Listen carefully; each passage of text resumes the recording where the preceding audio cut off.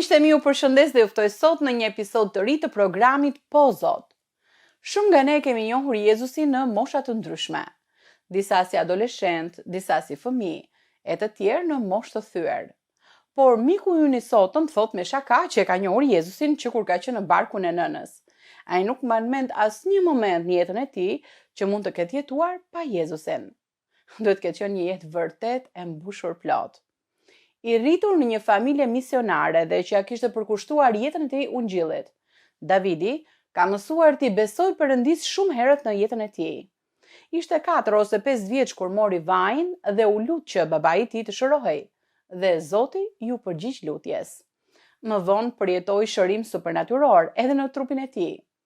Ndërsa prindrit i shërbenin Perëndis dhe esnin çdo ditë me besim, ai mësoi të jetonte i dorëzuar çdo ditë tek një Perëndi i mirë, që jep dhurata të çmuara fëmijëve të tij.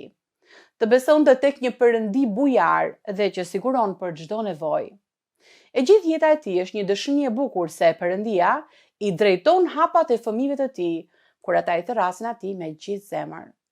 Me një pasion ngjitës për ungjillin, Davidi na inkurajon të gjithëve sot që të ndajmë me një botë të humbur lajmin më të mirë në botë dhe kur mos kemi turp për ungjillin e Krishtit.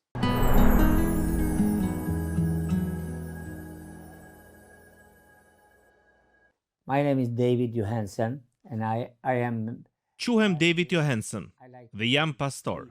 Më pëlqen ta quaj veten predikues. Kam predikuar për pothuajse 60 vjet që kur isha i ri. Jam i martuar, kam 3 fëmijë dhe 6 nipërembesa. Kam shërbyer në shumë vende, por tani jam në Suedi. Në fakt, nuk po shërbej më çdo ditë si më parë, por e dini, një predikues mbetet gjithmonë predikues gjatë gjithë jetës së tij pavarësisht moshës. Tani jam një burr në moshë, 74 vjeç.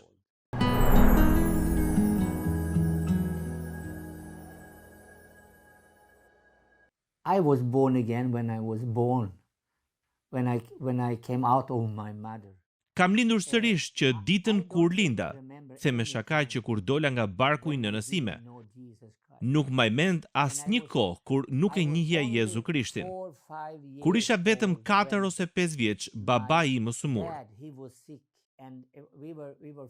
Ne ishim 4 fëmijë në familje dhe babai ishte shumë i sëmur. Kishte disa ditë në shtrat. Një ditë i thiri nënës sime që quhej Nancy dhe i tha: "Nancy, a mund t'i marrësh fëmijët dhe të vini pranë shtratit tim që të luteni për mua?" Can you take the children and come to my bed and you will pray for me? I was 4 or 5 years old. Unë isha vetëm 4 ose 5 vjeç. Unë mblodhëm rreth shtratit të tij dhe babai tha nënës sime të sillte vajin, sepse ai kishte zakon të vajoste të sëmurët kur lutej për ta. He used to have oil on the sick persons when he was praying. So he told my wife, I tha: "Come with the oil "Ma sill vajin." to me." And then Nëna nuk reagoi me njerë, kështu që unë ndërhyra dhe thash: "Babi, po e bëj unë." Isha vetëm 4 ose 5 vjeç. Mora vajin dhe ja vendosa mbi kokë babait tim. E mbaj mend shumë mirë atë moment, sepse ndodhi diçka dhe ai u shërua ndërsa po luteshim. Ndoshta isha 5 vjeç. Kështu gjatë gjithë jetës sime, kur më pyet për herën e parë, unë kam jetuar me Jezusin gjithë jetën time. I've been living with Jesus all my life.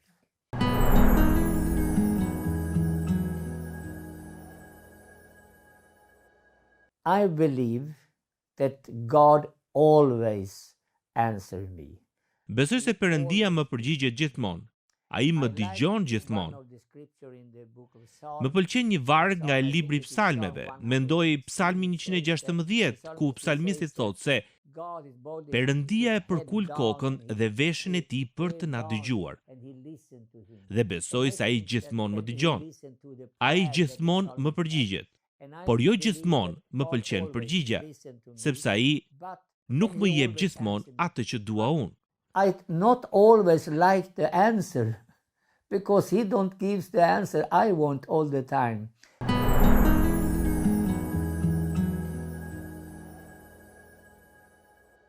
I have so many experience of that when God Kam pasur kaq shumë përvoja ku Perëndia ka vepruar. Një nga historitë që dua të tregoj është kur babai im ishte pastor dhe gjithashtu misionar. Ne, si familje, shkuam në Amerikën e Jugut. Kur u nisëm, babai kishte para vetëm për të udhëtuar atje, për të qëndruar 2 muaj dhe për të kthyer në shtëpi, asgjë më shumë. And go home, but not more money. But we went and we came to Brazil. And Shkuam në Brazil dhe pas 2 muajsh parat mbaruan. Nuk kishim më para as për ushqim, por papritur, njerëz filluan t'i shkruanin babait tim, njerëz të ndryshëm nga Shtetet e Bashkuara dhe nga Suedia. Mbrëm u lutëm dhe ndjem në zemrën tonë se duhet t'i dërgojmë para familjes Johansen. Dhe kështu filluan të vinin parat që kishim nevojë. Sa herë kishim nevojë për para, parat vinin. Por historia që dua të tregoj është kjo. Kur po ktheheshim për në shtëpi, fillimisht fluturuam për në Shtetet e Bashkuara. Shkuam në Florida. To Florida. And because he didn't have a lot of money. Me që babai im nuk ishte shumë para, mënyra më e lirë për të shkuar në Kaliforni, ku ai duhet të predikonte dhe unë gjithashtu, sepse në atë kohë isha tashmë ungjilltar, po ashtu dhe vëllai im ishte të shkonim me makinë. Kështu morëm një makinë dhe u nisëm. Ishim 6 veta në familje dhe udhëtuam rreth 5000 kilometra drejt Kalifornisë. Nuk kishim shumë para, kështu që blinim kos, bukë dhe gjalp dhe ndalonim anësh rrugës për të ngrënë. Udhëtuam me makinë ditë e natë, pa pushim. We were driving night and day, and after 2,200 kilometers we were in Dallas. Pas rreth 2200 kilometrash arritëm në Dallas. Kur mbërritëm në Dallas, hym në një motel. Babai kishte kaq pak para sa mund të merrnim vetëm një dhomë me një krevat, një divan dhe një karrige. Por ishim 6 veta dhe fjetëm aty atë natë. Në mëngjes, vëllai im, Gunmar, që ishte një vit më i madh se unë, i tha babait: "Po a jemi kaq të varfër sa nuk mund të ham një vak të vërtet? Kemi ngrënë vetëm bukë dhe kos gjithë këto ditë." We have had this bread and this yogurt these days. And then my dad said, "We are not poor. We believe in Jesus." Babai u përgjigj: "Jo, ne nuk jemi të varfër. Ne besojmë në Jezusin." "Mirë atëherë," tha vëllai im, "le të shkojmë në Dallas dhe të ham një vakt normal e të bollshëm në restorant." Babai tha: "Në rregull." We were sitting on the same side of the table and we ordered chicken and Shkuam në Dallas dhe ulëm të 6 në të njëjtën anë të tavolinës. Porositëm pul me patate të skuqura, porcione të mëdha, një vakt i vërtet dhe shumë i mirë. Ndërsa po hanim, kamarierja erdhi dhe na pyeti: "A jeni turist?" "Jo," tha vëllai im, "nuk jemi turist, jemi misionar." "Oh, jeni misionar?" "Kemi qenë në Brazil dhe Bolivi, kemi predikuar dhe kemi ndihmuar njerëz të varfër," tha ai. And when we were eating in the end, Kur po mbaronim së ngrëni, babai tha kamarierës: "Mund të na sillni faturën?" Ajo ja solli faturën, por kur babai e ktheu nga ana tjetër, pasi ishte shkruar diçka mbi të, e paguar: "Zoti qoftë me ju." Babai pyeti: "Oh, me të vërtet nuk duhet të paguajmë?" "Jo," tha ajo, "Perëndia ka paguar për ju." No, he said, God paid for you.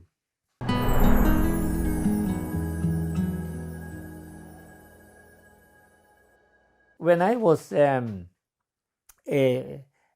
child, I had some problem with my heart. Kur isha fëmijë, kisha disa probleme me zemrën. Zemra ime ishte më e madhe se normalja dhe kisha disa probleme që nuk di si t'i shpjegoj në anglisht.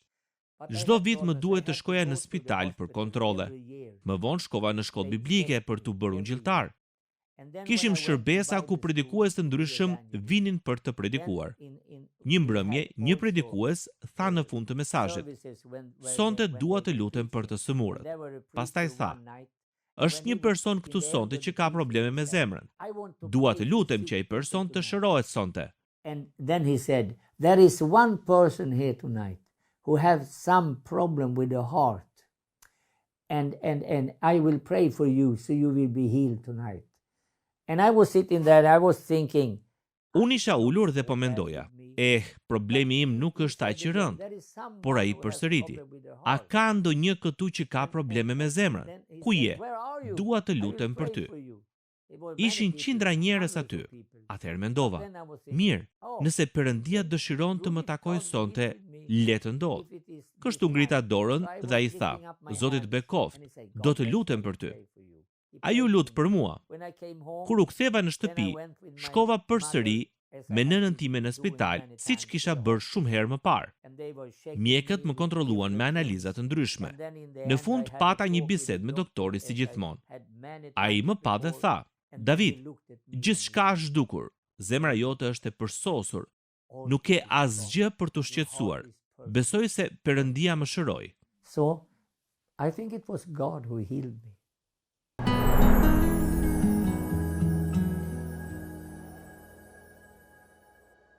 But I have a special story I want to tell also because Por kam dhe një histori tjetër të veçantë që dua ta tregoj. Kur drejtoja një program në radio, bëja intervista me njerëz të njohur dhe me njerëz që nuk ishin pjesë e kishës. Intervistoja politikanë dhe njerëz të njohur. Një herë ftova në studio një burr nga qyteti ku shërbeja. And I had politicians people, well-known people. And once I had a man from the city where I was working. Ai ishte kryetari i politikanëve të qytetit, drejtuesi i qeverisë lokale. Ishte shumë i njohur në të gjithë qytetin. Po e pyesja për punën e tij. He was well known in the whole city. And I was asking him about his job. I was not talking about God. Nuk po flisja për Perëndin, por gjatë programit po luaja muzikë të krishterë. Pastaj papritur, ndërsa po flisnim për jetën dhe punën e tij, ai më pyeti: David, a njeh një këngë të krishterë që thotë se diku mes luginave të thella mund të takosh Jezu Krishtin? Somewhere among the shadows you can meet Jesus Christ. And I said, of course we have that song. Can you play? Unë i thash, sigurisht, e kemi atë këngë. A mund ta luash tani për mua ndërsa jam këtu? Ai nuk ishte prift, nuk shërbente në kish. Ishte një nga politikanët më të njohur të qytetit, kështu që ja vendosa këngën. Pastaj gjatë programit live në radio e pyeta, pse dëshiron ta dëgjosh atë këngë? Ai më përgjigj, duhet të të tregoj diçka. Some years ago my wife was very sick and she came to a hospital. Disa vite më parë, gruaja ime ishte shumë e sëmur dhe u shtrua në spital. Ishte aq rënd sa nuk mund të dilte fare nga dhoma. Ishte një sëmundje shumë e rrezikshme. Pastaj vazhdoi. Atë ditë një grup muzikor i krishterë erdhi në spital për të kënduar. Gruaja ime u lut. Ju lutem, a mund ta lini derën e dhomës hapur që të dëgjoj muzikën? So I can listen to the music. And then when she was laying there in her bed, they were starting singing. Ndërsa ajo ishte shtrirë në krevat, grupi filloi të këndonte. Diku mes luginave të thella do të takosh Jezu Krishtin. Dhe ai më tha, ndërsa po këndonin papritur në dhomë, hyri diçka si një person, një dritë, një shkëlqim. Nuk di si ta shpjegoj. Ishte si një person, por nuk ishte njeri. Ai shkëlqim qëndroi pranë krevatit gjatë gjithë kohës që ata këndonin. But this shining thing came into her room, standing beside the bed. And it was standing there the whole time that they were singing. And then after this song, pastaj kur kënga mbaroi, ai shkëlqim u largua nga dhoma. Dhe di çfarë, David? Që nga ai moment gruaja ime u shërua plotësisht. Ky burr nuk ishte prift. Ishte politikan, një njeri i njohur i qytetit. 10 vite më vonë bëra përsëri një intervistë me të dhe i më tha, gruaja ime është ende e shëruar. It was human people in the city. So, and then after 10 years, I made the interview again with him and he told me, she is still healed. So, what I want to tell is that Jesus can... Prandaj dua të them se Jezusi mund të sjellë shërim edhe tani. Ndoshta dikush po na dëgjon në këtë moment. Nëse po më dëgjon tani, Jezu Krishti mund të të shërojë. Ai mund të të prek. Dhe nëse nuk shkon në kish, Jezusi është të pranë teje sepse Ai nuk është larg asnjërit prej nesh. Not far away from any one of us. I love that scripture in Më pëlqen shumë ai varg në Dhjatën e Re tek Veprat 17 ku thuhet: Perëndia nuk është larg nga asnjëri prej nesh. one of us.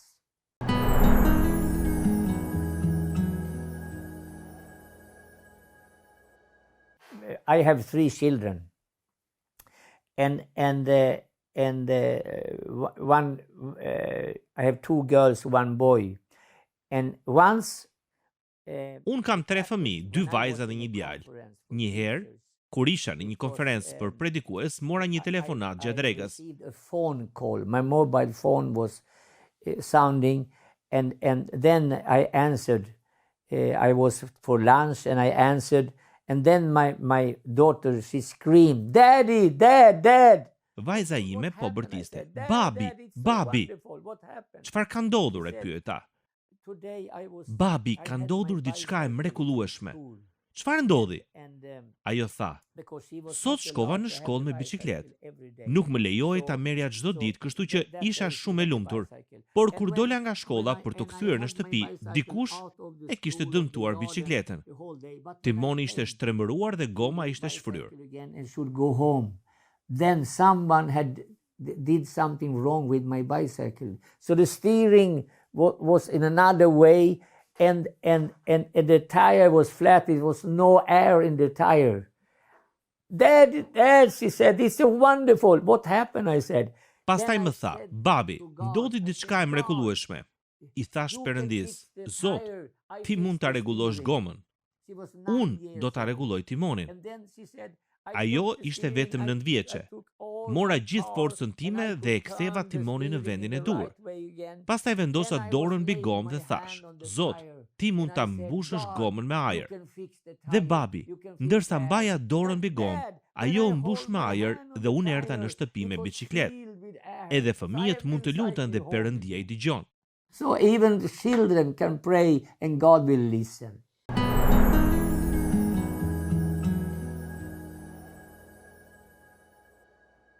I love that question because I really Më pëlqen shumë kjo pyetje sepse ndjej përgjegjësinë e madhe që kanë prindrit. the responsibility they have. For me, it is Për mua ka 2 gjëra të rëndësishme. Së pari, duhet të jesh njeri përpara fëmijëve të tu. Tu tregosh se je njeri normal që e do jetën, por që e do dhe Perëndin. Për shembull, ne gjithmonë jemi lutur me fëmijët tanë. Jo me orë të tëra, por çdo ditë, ndonjëherë në makinë, ndonjëherë në mëngjes në shtëpi. praying, not many hours, but we always have been praying. In the car, in the morning sometimes we have been praying. If we have been home, if we have been praying, and they are coming with their different things that they are playing. Kur fëmijët vinin duke luajtur, djalim me makinat e vogla, brum brum brum brum, unë nuk I thosha mos na shqetëso, se po lutemi. Jo, I thosha eja me makinën dhe lutu bashkë me ne. Vajzat vinin me lodrat e tyre. Duhet I ftosh fëmijët të jenë pjesë e jetës tënde me Perëndin. Nuk duhet I detyrosh të ndryshojnë atë që janë. Perëndia është me ta në çdo gjë që bëjnë. They don't have to change what they are doing. They can. God will be with them whatever they are doing. That's one thing. So, and then that you really talk with your children. Duhet të flasësh me fëmijët e tu për Jezusin. Tu tregosh të vërtetën në kohë të vështira dhe në kohë të mira. E vërteta është gjëja më e mirë që mund të thuash fëmijëve. It's more easy. You tell them the truth. The truth is the best to tell the children. When I asked my wife, we have been married this summer 46 years. Kur I propozova gruas time të martoj me mua, të verë bëjnë 46 vjet martesë, e pyeta: a je dakord që të lutemi çdo ditë bashkë, jo me orë të tëra, por çdo ditë? Dhe kështu kemi bërë. Kam udhëtuar shumë në vende të ndryshme, por sa herë jam në shtëpi, lutemi bashkë. Fëmijët tanë na kanë parë gjithmonë duke u lutur. Ne I kemi ftuar gjithmonë të bashkohen, por nuk I kemi detyruar kurrë. Nuk e kemi thënë heshni, po lutuni. Jo, jini njerëzor. Por nëse do t'i jepja një këshill një çifti, do të ishte kjo. Lutuni çdo ditë. No, be human being. But if I should say something to a couple, be sure that you pray every day. Pray every day.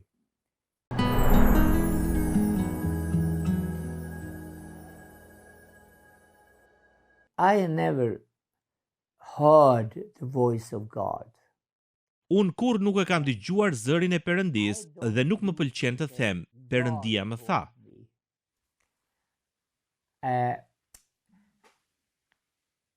I want it in this way. Më pëlqen më shumë kështu. Unë them diçka dhe pastaj ti mendon. Kjo duhet të jetë nga Perëndia. Kam pasur shumë përvoja të tilla. For example, many years ago, Një herë, vite më parë, ndjeva fort në zemrën time se duhet të filloja një organizatë misionare me emrin Misioni Ungjillor Suedez. The name was Swedish Evangelist Mission. I was sitting in a bus and it came so strong thought. Isha ulur në autobus dhe mendimi erdhi shumë fuqishëm në zemrën time. So I took a paper and I wrote that. And then it came a new thought that I should work for planting of new churches. Mora një letër dhe fillova të shkruaj. Të punoj për mbjelljen e kishave të reja, për shërbesën e ungjilltarëve, për strategjinë e ungjillizimit. For a strategy of evangelism. I wrote down this. Then I went to Ethiopia. Më vonë shkova në Etiopi për të dhënë mësim pastorëve në një shkollë biblike. And they who were there, they could only speak Amharic, their language. Ata flisnin vetëm amaraisht dhe unë kisha një përkthyes nga anglishtja. Askush nuk dinte gjë për atë që ndjeja në zemër. And the interpreter who could English. All others, they were only speaking Amharic.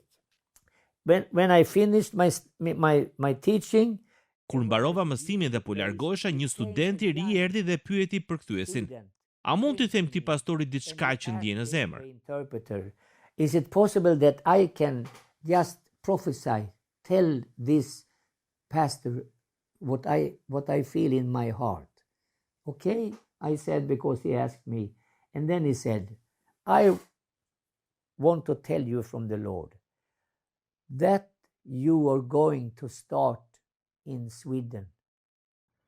Pastaj vazhdoi: "Dua të them një fjalë nga Zoti se si do të fillosh në Suedi një shërbes për ungjillizim dhe për të përgatitur ungjilltar. Askush nuk e dinte këtë, vetëm unë dhe Perëndia." Pastaj ai shtoi: "Pas një kohe do të punosh me kohë të plotë në këtë mision. Për mua duke e pamundur. Kush do të më mbështeste financiarisht?" And for me it was not a reality. Who should pay me? Who should give me money? And so. But when I came home to Sweden, I started Swedish Evangelist Mission. Pastaj u ktheva në Suedi. Fillova misionin ungjillor suedez dhe punova për shumë vite me kohë të plotë në atë shërbes. Pastaj them shpesh, ai njeri është prova për mua se Perëndia dëgjon amaraike. Kam pasur shumë përvoja të tilla. Nuk e kam dëgjuar ndonjëherë zërin fizik me vesh nga Perëndia, por e kam ndier në zemër. So God told him and he told me. So I have many experience of what God has been telling me. But I didn't hear the voice, but I felt it in my heart. Like I am in Albania now. It's also that I felt in my heart I should do something from Albania. Edhe për Shqipërinë kam ndier diçka në zemër. Shumë njerëz më kanë folur për Shqipërinë. Po kështu takova një çift shqiptar që u shpërngul në qytetin tim në Suedi.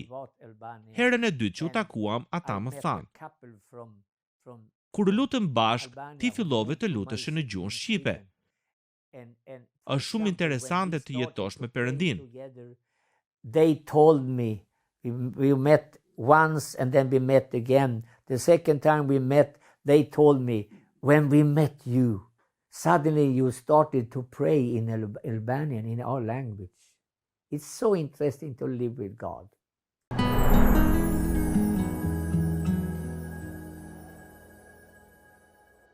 I am in very need of God. Kam shumë nevojë për drejtimin e Perëndisë dhe të frymës së shenjtë. Nuk është me fuqinë time, as me zgjuarsinë time, është fryma e shenjtë që udhëheq. Ajo që ndjej në zemër është të inkurajoj dhe të pajis pastorët që të bëjnë atë që Perëndia I ka thirrur të bëjnë. I want to say that, but what I felt in my heart, I want to encourage and equip pastors to do what they really should do. Like it says in Ephesians, that God gave. Si thuhet tek Efesianëve, Perëndia dha apostuj, pastor, ungjilltar dhe profet për ndërtimin e kishës. So, and they really have a task to build up the church. And I think that here in Albania, because you know that 91 when it was. Pas vitit 1991, erdhën shumë misionar, por pas trazirave të vitit 1997, shumica u larguan. Kështu që dua t'i inkurajoj pastorët këtu, të kujtoj se çfarë thirrjeje dhe shërbese të rëndësishme kanë. Kam dëgjuar se shumë pastorë në Shqipëri ndihen të vetmuar. So what I feel in my heart, I want to equip them, I want to encourage them. Unë gjithmonë dua t'i ngrej njerëzit lart. Dua që ata të shohin Jezus Krishtin dhe të kuptojnë se ai është fitimtari. Ne nuk jemi humbës. Ne jemi fitimtar sepse besojmë në Jezusin. To look at Jesus Christ so they know that he is the winner. We are not losers, we are winners. We who believe in Jesus.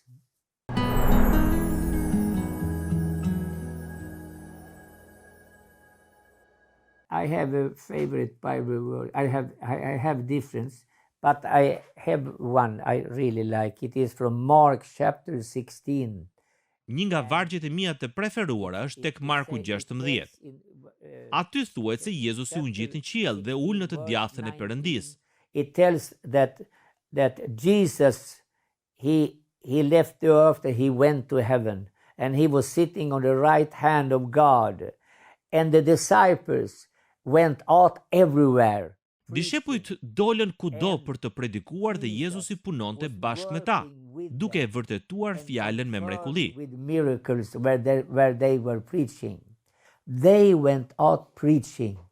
Ata dolën kudo duke predikuar dhe ai vetë vepronte bashkë me ta. Kjo është diçka që unë dua shumë. Fakti që ne bashkëpunojmë me qiellin. Ne kemi një bashkëpunim të gjallë me Jezus Krishtin, por ajo që është më e rëndësishmja është se Jezusi është këtu edhe tani, sepse unë jam këtu duke predikuar. Unë predikoj, por ai është me mua. Nuk jam më vetëm. Unë flas, unë shpall fjalën, por Jezusi ecën bashkë me mua. Prania e tij është me mua në çdo moment.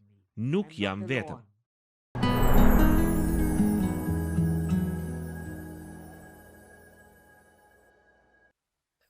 Like Apostle Paul says in the book of Romans, he says that I'm not ashamed of the gospel. Dua t'u them të gjithë atyre që po dëgjojnë, mos kini turp nga ungjilli. Siç thot apostulli Paul tek Romakët, nuk kam turp për ungjillin e Jezus Krishtit, sepse ai është fuqia e Perëndisë për shpëtim. Tregojnë njerëzve për Jezusin, sigurisht, duhet urtësi dhe koha e dur, por mos kini frikë. Say to the audience, I want to tell everyone, not be ashamed of the gospel. Tell people about Jesus. Of course, we must be wise, but we can pray God about that. But we will do it in the right way, in the right time. Also, I want to say that believe in people. I think that everyone in Albania is created by God. Everyone. Dhe dua të them edhe këtë, besoni tek njerëzit. Çdo njeri në Shqipëri është krijuar nga Perëndia. Çdo njeri ka nevojë për Perëndin. edhe ai që thot unë kurrë nuk do të besoj. Some days ago who said, I will never believe in God. He is created by God. And everyone, and even he, has a need of God. So when you look at people, like my dad, he always... Baba im gjithmonë thoshte kur shihte dikë, ja një kandidat për të shpëtuar. Njerëzit kanë nevojë për Perëndin, të gjithë pa përjashtim.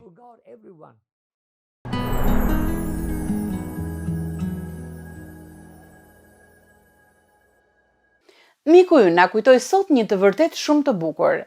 Tek Psalmi 116 në vargjet 1 dhe 2 lexojmë: Unë e dua Zotin, sepse ai dëgjoi zërin tim dhe lutjet e mia. Duke qenë se e ka kthyer veshin e tij ndaj meje, unë do ta kërkoj në gjithë ditët e jetës time. Çfarë pamje e fuqishme! Krijuesi i qiellit dhe i tokës, Perëndia, që mban gjithçka në duart e tij, e përkul veshin e tij drejt nesh dhe e dëgjon. Ndoshta sot ndihesh i lodhur, ndoshta ka shqetësime që nuk ke shprehur me zë, bara që rëndojnë heshtur mbi zemrën tënde, dhe lutje që duket sikur kanë mbetur pa përgjigje, ose plag që fjalët nuk arrin t'i përshkruajnë dot plotësisht. Psalmi 116 na kujton se Perëndia nuk është kurrë larg britmës së fëmijëve të tij. Ai nuk shpërqendrohet nga zhurma e botës. Ai nuk lodhet duke dëgjuar zërin tënd. Kur lutesh, edhe në mes të lotëve, pas sigurisë apo dobësisë, ai dëgjon. Ndonjëherë mendojmë se duhet kemi fjalët e duhura ose një besim të përsosur përpara se të vim tek Perëndia. Por Psalmi 116 na tregon diçka tjetër. Psalmisti erdhi i thyer, i rënduar dhe i pafuqishëm. Ai thjesht thiri drejt Perëndisë. Dhe kjo mjaftoi. Mik i dashur, ndoshta sot lutja jote është e thjeshtë: Zot, më ndihmo. Ndoshta është Zot nuk di çfarë të bëj, ose Zot më jep forcë ta kaloj edhe këtë ditë. Perëndia i dëgjon këtë lutje. Dhe kur ai na takon në mes të dhimbjes tonë, diçka fillon të ndryshojë brenda nesh. Më vonë, psalmisti thotë: Kthehu në prehjen tënde, o shpirti im, sepse Zoti të ka bërë të mira. Mendohu për një çast për këtë të vërtet. Ndonjëherë edhe përpara se rrethanat të ndryshojnë plotësisht, paqja fillon të rikthehet. Pse? Sepse besimi fillon të rritet dhe ne nuk jemi vetëm në barrat e jetës.